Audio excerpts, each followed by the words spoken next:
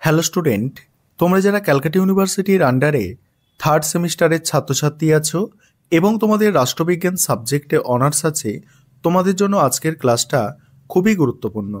আজকের ক্লাসে তোমাদের ডিএসসিসি 3 পেপার থেকে একটি গুরুত্বপূর্ণ প্রশ্নের উত্তর নিয়ে আলোচনা করব।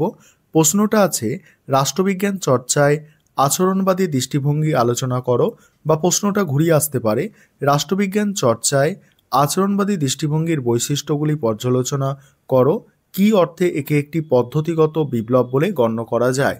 এই প্রশ্নটা তোমাদের 10 নম্বর বা 20 নম্বরে পরীক্ষায় আসতে পারে। প্রশ্নের উত্তরটা তোমরা ভালো করে বুঝে নাও। রাষ্ট্রবিজ্ঞান বিজ্ঞানের মর্যাদা পেয়েছে। সাধারণ বিজ্ঞানের ক্ষেত্রে গবেষণা ও পর্যালোচনা করার জন্য যেমন বিশেষ দৃষ্টিভঙ্গি আছে, তেমনি রাষ্ট্রবিজ্ঞানের ক্ষেত্রেও আছে। তবে রাষ্ট্রবিজ্ঞান হলো সমাজবিজ্ঞানের একটি শাখা। সমাজ গতিশীল, তাই সমাজের পরিবর্তনের সঙ্গে রাষ্ট্রবিজ্ঞানের আলোচনার দৃষ্টিভঙ্গির পরিবর্তন ঘটে।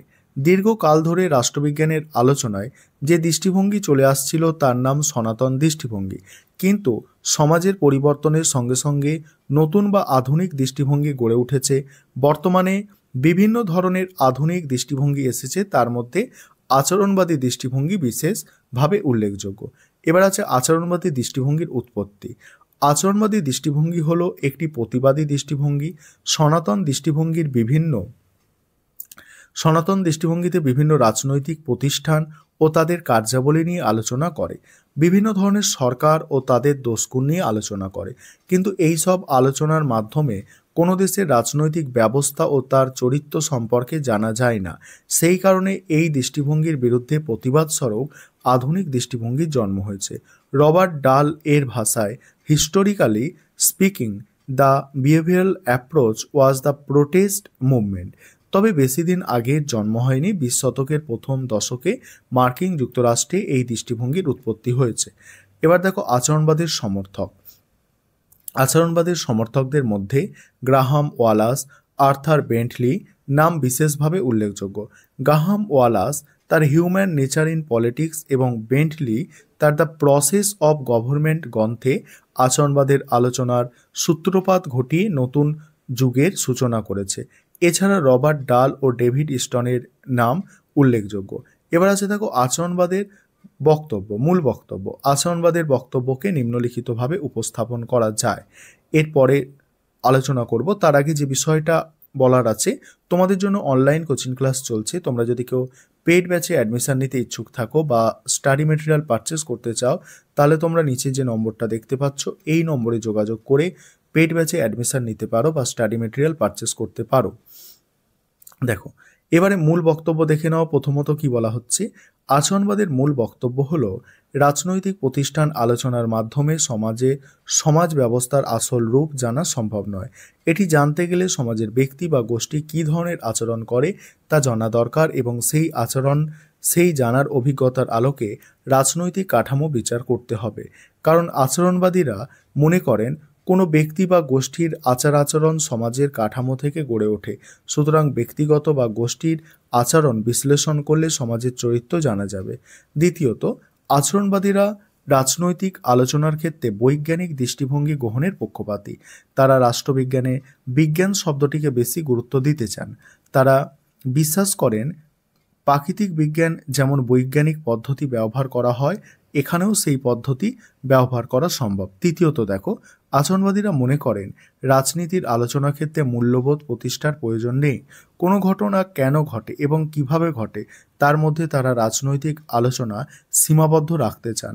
সেই ঘটনা ঘটা উচিত কি অনুচিত সে বিচার করা রাজনীতির কাজ নয়। এবার দেখো আচরণবাদের বৈশিষ্ট্য। ডেভিড স্টোন আচরণবাদের নিম্নলিখিত বৈশিষ্ট্যের কথা উল্লেখ করেছেন। প্রথমত কি বলা হচ্ছে দেখো, আচরণবাদ তত্ত্বকেন্দ্রিক। এই তত্ত্বকে ভিত্তি করে বাস্তবে গবেষণার পক্ষপাতী। তারপর গবেষণা থেকে নতুন তত্ত্বের আবির্ভাব হবে বলে তারা বিশ্বাস করে। সুতরাং আচরণবাদ মনে করে তত্ত্ব ও গবেষণা পরস্পরের ওপর নির্ভরশীল। নেক্সট আছে দেখো, দ্বিতীয়ত, আচরণবাদীরা আলোচনার ক্ষেত্রে নৈতিক মূল্যবোধকে বাদ দিতে চায়। তৃতীয়ত, আচরণবাদীরা মনে করেন রাজনীতির পর্যালোচনার ক্ষেত্রে প্রতিষ্ঠান আদৌ গুরুত্বপূর্ণ নয়, কারণ প্রতিষ্ঠানগত আলোচনার মাধ্যমে রাজনৈতিক ব্যবস্থার চরিত্র জানা যায় না, একমাত্র ব্যক্তি ও গোষ্ঠীর আচার আচরণ সেই চরিত্র জানতে সাহায্য করে। চতুর্থ, আচরণবাদ রাজনৈতিক পর্যালোচনার ক্ষেত্রে বিজ্ঞানসম্মত পদ্ধতি গ্রহণ করতে চায়, অর্থাৎ বিজ্ঞানের মতো তারা তথ্য সংগ্রহ, বিশ্লেষণ করা এবং তার ভিত্তিতে সিদ্ধান্ত গ্রহণের পক্ষপাতী। পঞ্চমত, আচরণবাদীরা মনে করে ব্যক্তি ও গোষ্ঠীর সামগ্রিক ভূমিকা ও আচরণ জানতে গেলে সমাজ বিজ্ঞানের বিভিন্ন শাখার সাহায্য নিতে হবে, তাই তারা সমাজবিজ্ঞানের বিভিন্ন শাখার মধ্যে সমন্বয় গড়ে তুলতে চায়।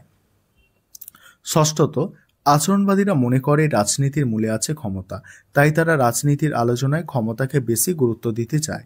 এবারে পরের যে পয়েন্টটা আছে, আচরণবাদ একটি পদ্ধতিগত বিপ্লব। এই পয়েন্টটা দেখো, আচরণবাদকে পদ্ধতিগত বিপ্লব বলা হয় কারণ এটি রাষ্ট্রবিজ্ঞানের ঐতিহ্যবাহী পদ্ধতিকে চ্যালেঞ্জ করে এবং তার পরিবর্তে একটি বিজ্ঞানসম্মত পদ্ধতি প্রতিষ্ঠা করে। পূর্ববর্তী দৃষ্টিভঙ্গিতে রাজনৈতিক চিন্তাধারা এবং তত্ত্বকে প্রাধান্য দেওয়া হতো, সেখানে আচরণবাদ একটি অভিজ্ঞতামূলক ভিত্তি স্থাপন করে। এটি প্রমাণের ভিত্তিতে সিদ্ধান্ত গ্রহণের ওপর জোর দেয়। আচরণবাদ রাষ্ট্রবিজ্ঞানে পরীক্ষামূলক উপাত্ত সংগ্রহ এবং পরিসংখ্যান ব্যবহার চালু করে। এই বৈজ্ঞানিক পদ্ধতি রাষ্ট্রবিজ্ঞান চর্চাকে কেবলমাত্র দার্শনিক বা নীতিগত পর্যালোচনার মধ্যে সীমাবদ্ধ না রেখে একটি বাস্তবধর্মী ও পরিমাণযোগ্য ক্ষেত্র হিসাবে গড়ে তোলে। এছাড়া আচরণবাদের রাষ্ট্রবিজ্ঞানকে সামাজিক বিজ্ঞান হিসাবে প্রতিষ্ঠা করার ক্ষেত্রে গুরুত্বপূর্ণ ভূমিকা পালন করে। এটি রাষ্ট্রবিজ্ঞানের বাস্তব জীবনের রাজনৈতিক প্রক্রিয়া এবং আচরণের সাথে আরও ঘনিষ্ঠভাবে যুক্ত করে তোলে।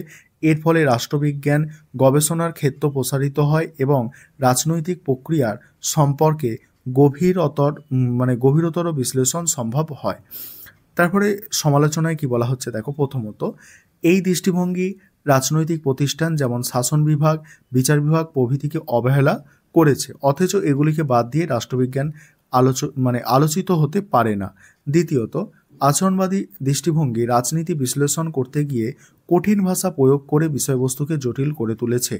তৃতীয়ত কি বলা হচ্ছে দেখো, এই দৃষ্টিভঙ্গি সমাজের মূল্যবোধকে অস্বীকার করেছে, কেবল মানুষ রাষ্ট্র তৈরি করেছে, কেন আইন মেনে চলবে, এই সব গুরুত্বপূর্ণ প্রশ্ন এড়িয়ে গেছে। অর্থাৎ আচরণবাদী দৃষ্টিভঙ্গি দর্শন বিরোধী মনোভাব নিয়েছে। মূল্যায়ন, আচরণবাদী দৃষ্টিভঙ্গি রাজনৈতিক আদর্শ ও মূল্যবোধকে অস্বীকার করে তীব্র সমালোচনার সম্মুখীন হয়েছে। এই সমালোচনার মধ্যে যুক্তি আছে, সত্য, তথাপি আচরণবাদী দৃষ্টিভঙ্গির অবদান কম নয়, কারণ কোনো সমাজের চরিত্র জানতে গেলে সমাজের ভিতরকার সামাজিক ও অর্থনৈতিক চরিত্র জানা প্রয়োজন। কোনো আইন ভালো কি মন্দ তা জানতে হলে মানুষের রাজনৈতিক আচার আচরণ জানতে হবে। আচরণবাদী দৃষ্টিভঙ্গির প্রবক্তারা এইসব দিকের ওপর গুরুত্ব আরোপ করে সনাতন দৃষ্টিভঙ্গির ত্রুটিগুলিকে এবং অসম্পূর্ণতাকে দূর করেছে। এই ছিল তোমাদের একটি গুরুত্বপূর্ণ প্রশ্নের উত্তর।